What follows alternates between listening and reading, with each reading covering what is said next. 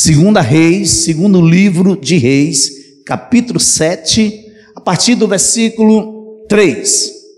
4 homens leprosos estavam à entrada do portão da cidade. Eles disseram uns aos outros: para que vamos ficar aqui sentados até morrer? Se decidirmos entrar na cidade, há fome na cidade e morreremos lá. Se ficarmos sentados aqui, também morreremos. Vamos então para o arraial dos sírios e nos entreguemos a eles. Se nos deixarem viver, viveremos. Se nos matarem, apenas morreremos. Versículo 5. Ao anoitecer, eles se levantaram para ir até o arraial dos sírios. Quando chegaram às imediações do arraial, eis que lá não havia ninguém, porque o Senhor tinha feito com que no arraial dos sírios se ouvisse um ruído de carros de guerra e de cavalos e o ruído de um grande exército, de maneira que disseram uns aos outros: eis que o rei de Israel contratou os reis dos heteus e os reis dos egípcios para virem contra nós. Por isso, ao anoitecer, eles se levantaram e fugiram, abandonando as suas tendas, os seus cavalos e os seus jumentos, e deixando o arraial como estava. Fugiram para salvar a sua vida. Versículo 8. Assim, quando aqueles leprosos chegaram às imediações do arraial, entraram numa tenda, comeram e beberam. Depois levaram dali prata, ouro e roupas. Então se foram e esconderam tudo. Voltaram, entraram em outra tenda e dali também levaram o que havia e esconderam. Então disseram uns aos outros: não é certo o que estamos fazendo. Este é um dia de boas novas e nós nos calamos. Se esperarmos até a luz do amanhã, seremos tidos por culpados. Vamos agora mesmo anunciar isto no arraial real. Querido Deus, amado Pai, Tu que és bispo e pastor de nossas almas, te rendemos graças. Em nome do Teu Filho Jesus, nos aquietamos diante de Ti, Senhor. Te pedimos, fala com a Tua igreja através da Tua palavra, em nome de Jesus. Quem crê, diga amém. Amados, eu estou intitulando essa mensagem de que mais esperaria eu? Que mais esperaria eu?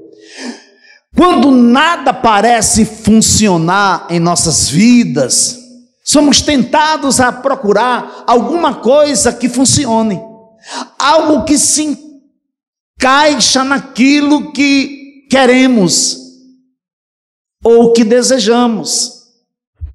É exatamente no momento em que o fracasso chega, é que também se apresenta a tentação, nos impulsionando a buscar fórmulas para o sucesso. Venha de onde vier. Queremos resolver o que não foi resolvido. Queremos dar uma mãozinha para Deus, porque o que parece, Ele não entendeu o que foi que eu pedi para Ele. Então Eliseu disse: ouçam a palavra do Senhor. Assim diz o Senhor: amanhã, a estas horas, mais ou menos, junto ao portão de Samaria, uma medida da melhor farinha será vendida por uma moeda de prata, e 2 medidas de cevada serão vendidas por uma moeda de prata.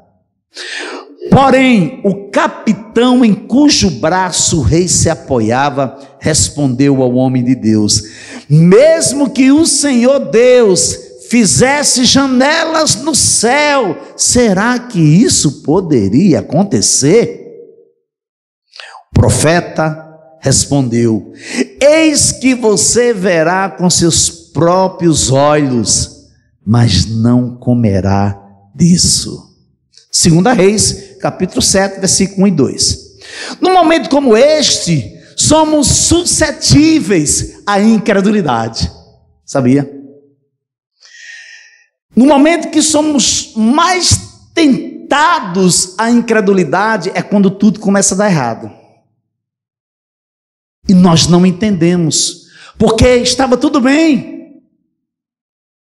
Claro que não estava as mil maravilhas, mas estava indo tudo bem. E de repente, a cidade foi sitiada, não tinha mais água, não tinha mais comida, e a coisa começou a se agravar, começou a ficar instável, começou a se tornar grave. Interessante é que num momento como este, amado, olhamos para um canto, olhamos para outro, e somos suscetíveis à incredulidade, e como resultado nos advém a reprovação de Deus. Isso é muito sério. Isso é muito sério porque, olha, quando somos provados por Deus, para que é que eu sou provado por Deus? Para ser aprovado. Deus nos prova para extrair de cada um de nós o melhor. Não é para nos destruir. É tanto que quando nós não podemos mais, a sua palavra diz que Ele nos envia o escape. Mas por que, pastor? Por que eu sou tentado a ser levado pela incredulidade? Porque não ouvimos a palavra de Deus como deveríamos ouvir, ou ouvimos a palavra de Deus e não demos crédito a ela. Deus fala e nós fazemos ouvido de mercador. Aí a sua misericórdia vai nos alcançando, a sua fidelidade vai nos alcançando, o seu amor vai nos constrangendo dia após dia, e a gente fazendo ouvido de mercador. Chega um momento que nós teremos que nos deparar com a própria semeadura. Que mais esperaria eu? É o título desta mensagem. Então a primeira parte dessa mensagem eu estou chamando de o arrependimento gera provisão. O arrependimento gera provisão. 2 Reis, capítulo 7, versículo 3 e 4. 4 homens leprosos estavam à entrada do portão da cidade. Eles disseram uns aos outros: para que vamos ficar aqui sentados até morrer? Se decidirmos entrar na cidade, há fome na cidade e morreremos lá.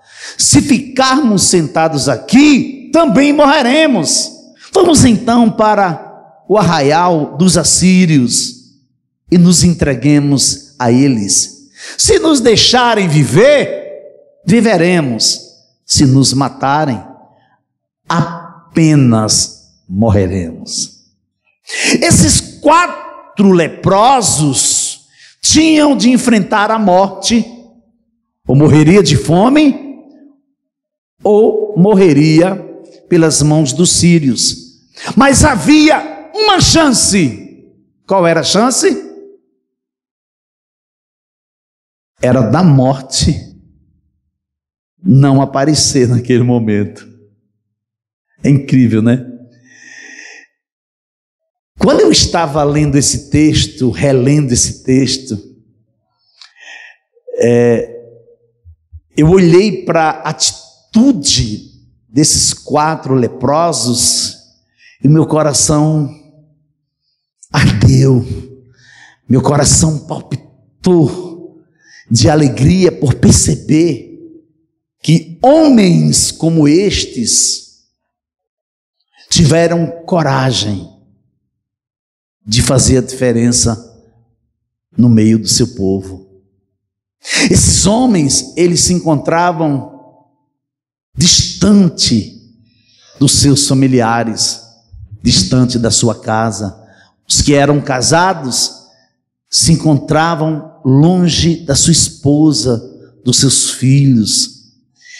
Não havia mais comida para eles. E eles decidem se levantar. Primeira carta aos Coríntios, capítulo 1, versículo 26 e 27. Irmãos, considerem a vocação de vocês.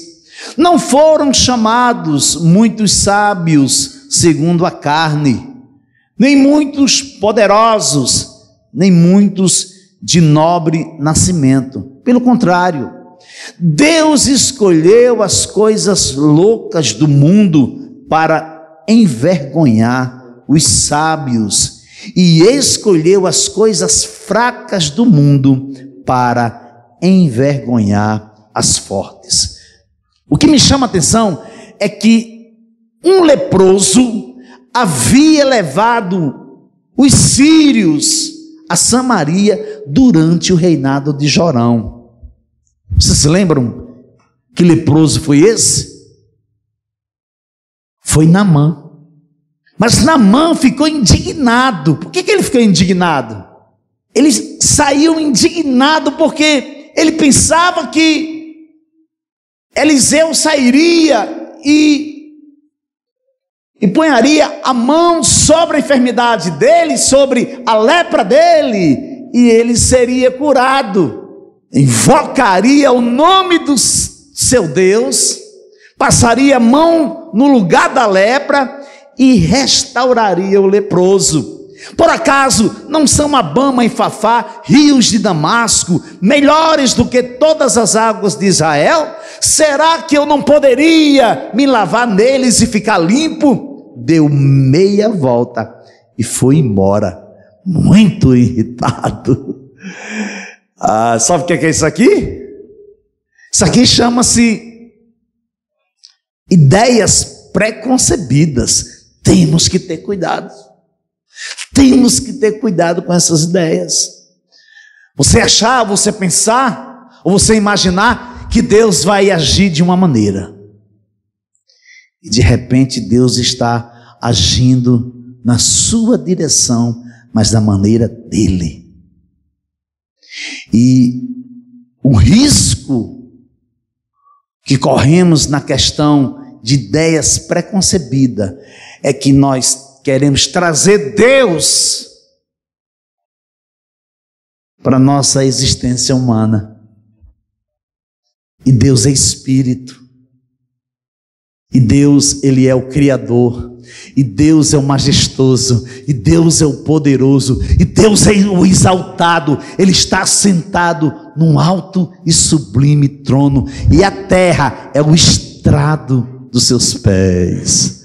Mas o mais maravilhoso disso tudo é que Ele olha para nossas vidas e diz: não, eu não vou destruí-los. Pelo contrário, eu vou salvá-los.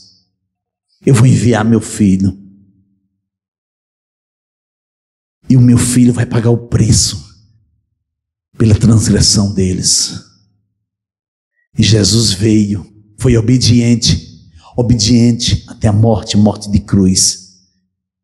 Mas ao terceiro dia Ele ressuscitou. E hoje Ele está à destra de Deus Pai, a interceder por nós. E a sua palavra nos garante que nós estamos nele. Isso é maravilhoso, isso é tremendo. Então, esse leproso, ele levou os sírios para Samaria. Por quê? Porque ele pensava que Deus iria trabalhar de uma maneira e Deus trabalhou de outra, totalmente diferente. Foram os servos dele que insistiram com ele: meu pai, será que ele está te pedindo algo demasiadamente difícil? São 7 vezes, não custa nada você mergulhar 7 vezes. Ele fica quieto por um instante, depois resolve, vai lá e mergulha. 1, 2, 3, 4, 5, 6, 7. Quando ele volta, a Escritura Sagrada nos diz que a sua pele estava igual a uma pele de um bebê. Foi curado, foi restaurado. E ele quase que perde o milagre de Deus na vida dele, porque ele se revoltou, ele se irou, porque Deus não trabalhou da maneira que ele queria. Em contraponto ou em contraste com esse episódio de Naamã, agora 4 homens com mal semelhante iam afastar os sírios, tomando uma decisão na direção certa. Já pensou? Eu fico pensando assim, se não fossem esses 4 leprosos que se levantassem, que tomassem uma decisão, disse, não, vamos lá, ou vamos viver ou vamos morrer. Se nos deixarem viver, pronto, amém.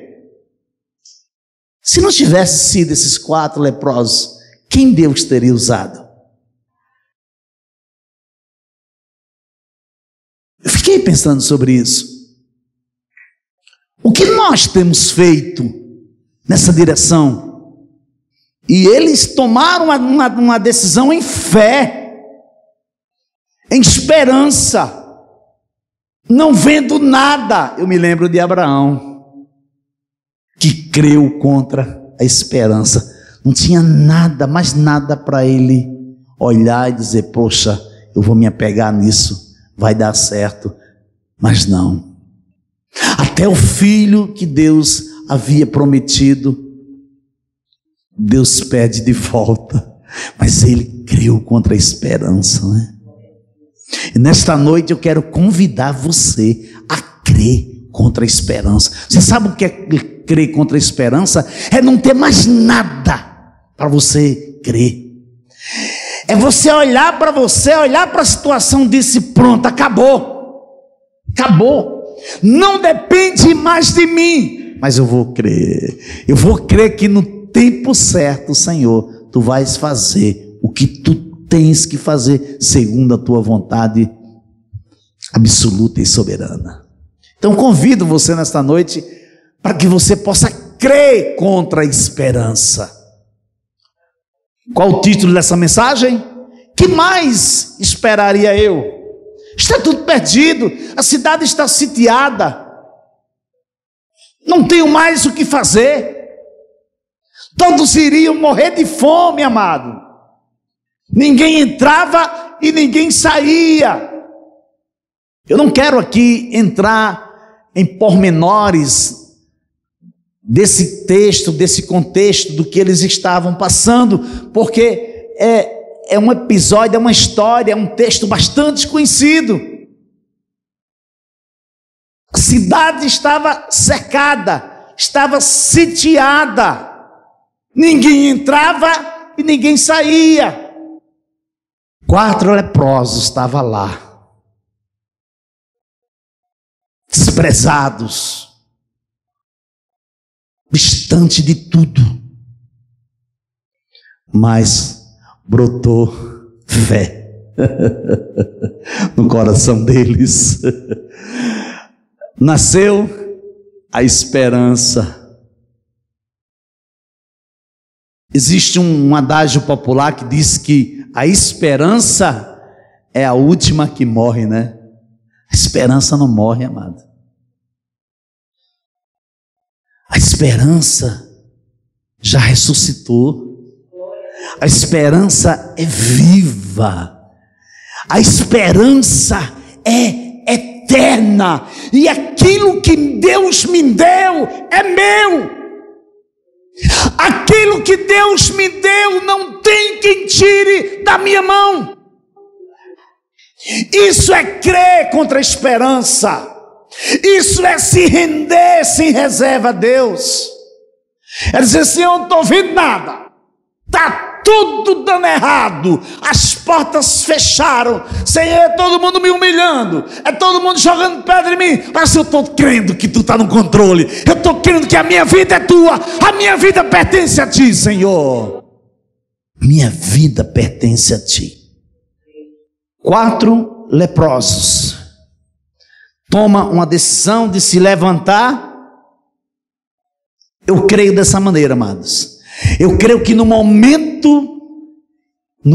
em que eles tomaram a decisão de se levantar e ir em direção ao arraial dos sírios, Deus disse: agora eu vou fazer minha parte. Se levantou alguém. Amados, capítulo 10 de Daniel diz assim, que na hora que Daniel orou, Deus ouviu a sua oração e enviou resposta. Mas houve um embate, houve uma luta espiritual, o qual precisou Miguel intervir. Deus envia Miguel para intervir, para que o anjo pudesse chegar até Daniel.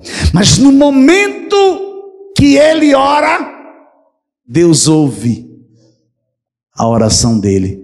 O que você quer dizer com isso, pastor? Eu quero dizer que na hora que você ora, Deus ouve a sua oração.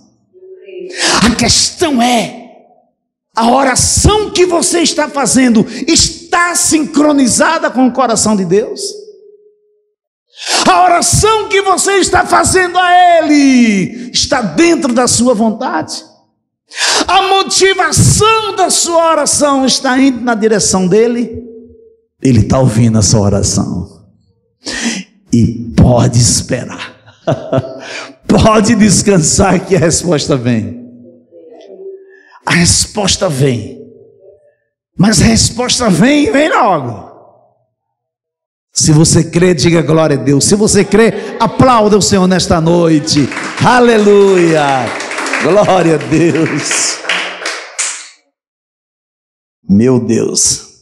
4 leprosos. Para muitos, 4 insignificantes homens creram, tomaram uma decisão de fé.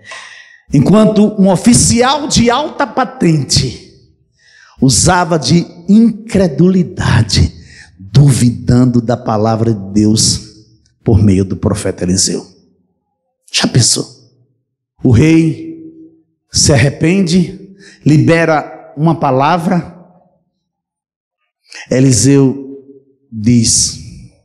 Então Eliseu disse: ouçam a palavra do Senhor.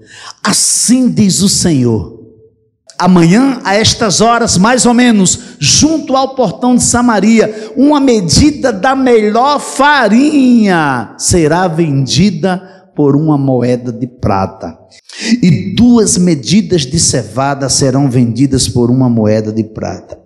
Aí veja, olha o que é que acontece. Porém, o capitão em cujo braço o rei se apoiava, respondeu ao homem de Deus: mesmo que o Senhor Deus fizesse janelas no céu, será que isso poderia acontecer? Olha a resposta do profeta. O profeta respondeu: eis que você verá com seus próprios olhos, mas você não comerá disso. Ao anoitecer, eles se levantaram para ir até o arraial dos sírios. Quando chegaram às imediações do arraial, eis que lá não havia ninguém. Olha, quando a provisão de Deus está para chegar, muitas vezes as pessoas se confundem. Chegam até mesmo a se assustarem, chega até mesmo ir embora, chega até mesmo murmurarem. Por quê? Porque cansaram de esperar, perderam a esperança, a sua fé foi desativada. O que é que acontece? elas se frustram, elas confundem as coisas, elas não ouvem mais a voz de Deus. Agora, amados, veja bem, mas o que dizer de nós, que um dia acolhemos o Evangelho em nossa vida, em nossa casa, a palavra de Deus que encontrou guarita no nosso coração? O que temos feito, em qual direção tem sido a nossa tomada de decisões? Temos compartilhado nossa vida nova com outros? Ou temos ficado parados, acuados, calados em nossa insignificância? Mas insignificância? Sim, porque uma atitude como esta é insignificante. Não há nada significante quando não somos o que deveríamos ser. Fomos chamados por Deus para sermos treinados.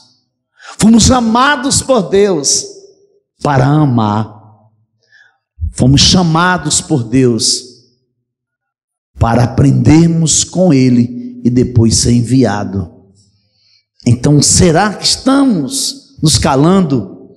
Estamos somente olhando para nossas coisas cotidianas, para nossa vida em si? Não somos agentes reativos de Deus. Nesta terra, não somos servos e servas. Precisamos ser, amados. Precisamos ser filhos e filhas de Deus, mas reagindo, refletindo uma vida nova em Cristo Jesus, frente aos desafios, combatendo o bom combate. Então, segunda parte desta mensagem, eu estou intitulando de temos que compartilhar as boas novas. Veja aí, segundo livro de Reis, capítulo 7, versículo 9. Então disseram uns aos outros: não é certo o que estamos fazendo. Este é um dia de boas novas e nós nos calamos. Se esperarmos até a luz da manhã, seremos tidos por culpados. Vamos agora mesmo anunciar isto no palácio real. 2 Reis, capítulo 7, versículo 9. Corremos o risco da ineficiência se não fizermos o que devemos fazer. Não seremos tidos por eficientes. Por quê? Porque em dado momento não agimos como deveríamos ter agido. O que fomos chamados para fazer, devemos fazer com esmero, com prontidão. Mas pastor, o que é um perfil de um homem e de uma mulher de Deus que usa de prontidão? Uma pessoa diligente é acompanhada de boa vontade em tudo que faz. Mostra habilidade e facilita a execução da tarefa. É uma pessoa que não coloca dificuldade. É uma pessoa que está pronta. Ela, no seu perfil, você percebe que é uma pessoa que exerce prontidão. O que é que vamos fazer? Para onde nós vamos? É Deus que está nos enviando, então vamos. Mas não. Existem aquelas pessoas pessimistas que, será que vale a pena? Será que vai dar certo? Mas será que não ficaria melhor assim, ou assado? Temos que ter cuidado com esse perfil de pessoa, porque temos que ser pessoas diligentes. Então disseram uns aos outros: não é certo o que estamos fazendo. Essa foi a fala dos 4 leprosos, quando se viram diante da provisão de Deus. A questão é, amados, quando sofremos algum tipo de retaliação em detrimento daquilo que somos ou queremos ser, quando alcançamos e chegamos onde queríamos chegar, replicamos isso em outras pessoas. Replicamos isso nas pessoas que estão à nossa volta, no nosso meio relacional, dentro de casa, no meio da congregação, no trabalho. Por quê? Porque um dia lá atrás eu fui retaliado. Um dia lá atrás, alguém me perseguiu. Alguém tentou impedir que eu chegasse aonde eu queria chegar. Alguém me jogou dentro de um poço seco para matar os meus sonhos. E agora que eu cheguei aqui, agora eles vão pagar. Agora eles vão ver o que é que eu vou fazer. Não foi isso que José fez. A fala de José foi: olha, vocês não têm culpa. Pelo contrário, vocês contribuíram para que o propósito de Deus me trouxesse até aqui. Olha aí, olha o coração de uma pessoa perdoadora. Vocês estão perdoados. A partir de agora eu vou cuidar de vocês. Uma pessoa que é grata a Deus, uma pessoa que entende que Ele fez de você uma nova pessoa, uma nova criatura. Essa pessoa, ela não pensa em vingança, ela não pensa em retaliar outras pessoas. Olha para cá, olha que coisa séria. O que me preocupa não é o grito dos maus, é o silêncio dos bons. Vou repetir. O que me preocupa não é o grito dos maus, é o silêncio dos bons. Quem declarou isso foi Martin Luther King. Não é o grito das pessoas que nos perseguem, não é o grito das pessoas que tramam contra nós, mas sim o silêncio das pessoas que pensávamos que elas estavam do nosso lado e agora ela ou elas nos dão as costas e vão embora. É por isso que ele diz: o que me preocupa não é o grito dos maus, é o silêncio dos bons.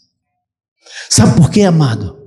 Tiago diz, sede tardio no falar e tardio no irar-se, mas apressado no ouvir. Agora presta atenção, amado, presta atenção, igreja. O silêncio em demasia é letárgico, é mortal. Se você continua por muito tempo calado, ou se alguém que você convive se cala e passa semanas e semanas calado ou calada, isso é um veneno para a alma, porque isso é letárgico. Mas sabe o que acontece? Muitas vezes não temos coragem de quebrar o silêncio. Isso é orgulho. É orgulho, temos que quebrar o silêncio. Temos que nos humilharmos, porque no tempo certo Deus irá nos exaltar. No tempo certo Ele vai nos levar exatamente para o lugar que Ele tem preparado para cada um de nós. Mas às vezes nós contribuímos para o silêncio, porque eu sei que em mim, isto é, na minha carne, não habita bem nenhum, pois o querer o bem está em mim, mas não realizá-lo. Porque não faço o bem que eu quero, mas o mal que eu não quero, esse faço. Mas se faço o que não quero, já não sou eu quem o faz, e sim o pecado que habita em mim. Assim, encontro esta lei: quando quero fazer o bem, o mal reside em mim. Romanos capítulo 7, versículos 18 a 20. Enfrentamos uma luta constante. A luta que nós enfrentamos na nossa vida, ela é constante, ela é ininterrupta. Mas interessante, meu maior embate, minha maior resistência, meu maior opositor sou eu mesmo. É incrível. Você pode encontrar a resistência que você encontrar lá fora, mas se você decide a fazer a coisa certa, no tempo certo, você terá resultados. Mas o embate que vem contra nós é para nos calar, é para resistirmos, é para não cedermos. Por quê? Porque sempre nós queremos ou justificar ou querer ter razão. É por isso que se apresenta a necessidade de induzir o coração. Ah, você não quer fazer isso? Ah, você vai fazer. Ah, mas eu não quero. Mas você vai fazer. Então você vai fazer. Aí você induz seu coração. Primeira vez você induz seu coração, aí você fica doente. Fica doente. Por que eu fui fazer isso? Por que eu fui me humilhar? Não era para mim ter feito isso. Em vez de melhorar, piorou. Mas é assim mesmo. Que vem você peça paciência para você ver se não vem luta. Peça paciência para você ver se não vem luta. Por quê? Porque você vai ter que exercer a sua paciência diante do embate. Então, quando você induz seu coração pela segunda vez, ele já vai mais maleável. Aí você vê uma fagulhazinha de esperança. Aí você, a terceira vez que você induz seu coração e você faz aquilo que você precisa fazer, que é o certo, aí parece dar um blackout, se apaga tudo. Você diz: o que foi que aconteceu? Piorou tudo de uma vez. Mas não é não. É porque você não pode ver o que Deus está fazendo. É por fé, não é por vista, não é por obras, não é por merecimento, é dom imerecido de Deus, é fé. Então, quando você induz seu coração a seguir na direção daquilo que Deus quer que você faça, e você está vendo que eu não quero isso, mas eu vou, você vai, ah, não tem bom. Amém? Amém. Portanto, aquele que sabe que deve fazer o bem e não faz, está pecando. Tiago capítulo 4, versículo 17. Por isso que você tem que induzir seu coração a fazer. Dia 1º agora de setembro, está completando 23 anos que Jesus me resgatou. Você sabe o que eu tenho aprendido nesses 23 anos? É que a minha vontade, ela está anulada. A minha vontade, ela está repousada. A minha vontade está pendurada. A vontade do meu Deus, do meu Senhor, é que prevalece. Mas nem sempre é fácil você fazer o que você não quer fazer. Agora eu pergunto para você nesta noite: se você fosse um desses leprosos, se você estivesse entre esses 4 leprosos, você se levantaria e ia anunciar ao rei que tinha comida, que tinha do bom e do melhor, que tinha ouro, que tinha prata? Você iria? Não me responda, pensa aí. Primeiro, você não podia nem se aproximar do arraial, da cidade, porque você era leproso. Você não podia nem se aproximar. Mas ele disse: olha, isso que estamos fazendo não é certo. Hoje é dia, eu digo para você, hoje é noite de boas novas. Deus vai fazer algo diferente na sua vida.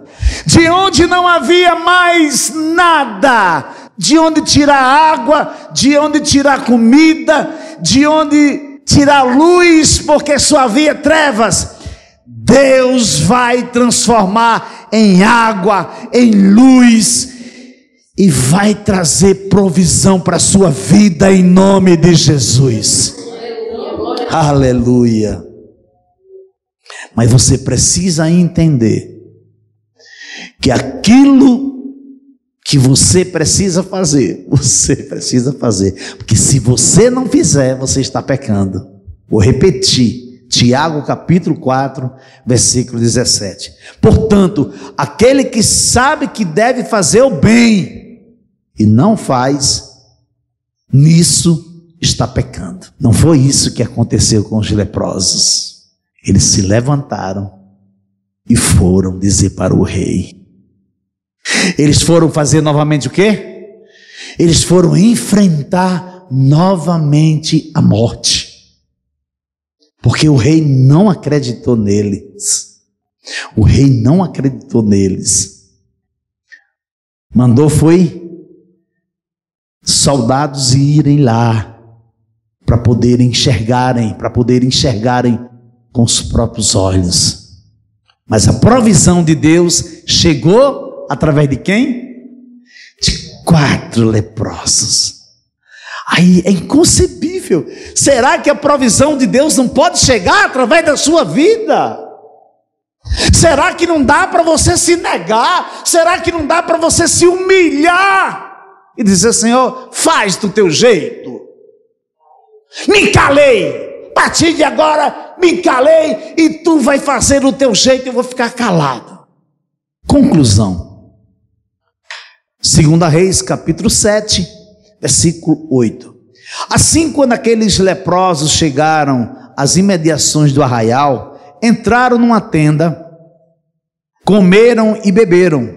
Depois levaram dali prata, ouro e roupas. Então se foram e esconderam tudo. Voltaram, entraram em outra tenda e dali também levaram o que havia e esconderam. Eles tinham fome, a fome deles foi saciada. Eles tinham sede, a sede deles foi saciada. Prata, ouro e roupas eles levaram consigo. Mas uma coisa que eles fizeram, que até hoje, quando nós lemos esse texto, que diz respeito a 4 leprosos. Primeira coisa que nós olhamos para esse texto, olhamos para o coração desses homens. Porque você que sabe, você que conhece o contexto de uma pessoa leprosa naquela época, você sabe muito bem o que foi que esses homens fizeram.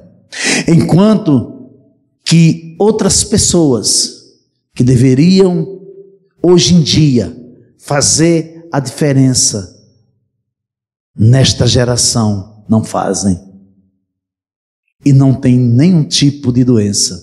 A única doença que ainda os persegue é uma doença chamada pecado. Mas nós estamos no processo de santificação progressiva. E esse processo ele só vai findar quando estivermos face a face com o Mestre, com o Rei dos Reis. Porque o Senhor tinha feito com que no arraial dos sírios se ouvisse um ruído de carros de guerra e de cavalos, e o ruído de um grande exército, de maneira que disseram uns aos outros: eis que o rei de Israel contratou os reis dos heteus e os reis dos egípcios para virem contra nós. Por isso, ao anoitecer, eles se levantaram e fugiram, abandonando as suas tendas, os seus cavalos e os seus jumentos, e deixando o arraial como estava, fugiram para salvar a sua vida. 2 Reis, capítulo 7, versículos 6 e 7. Deus é especialista em confundir o adversário de nossas almas. De Deus vem a provisão. Não interessa como Ele irá trazer essa provisão a nós. O que importa mesmo é sabermos se de fato essa provisão que está vindo na minha direção vem dEle. Porque Ele é fiel, porque Ele ama você, porque Ele tem cuidado de você. Que mais esperaria eu?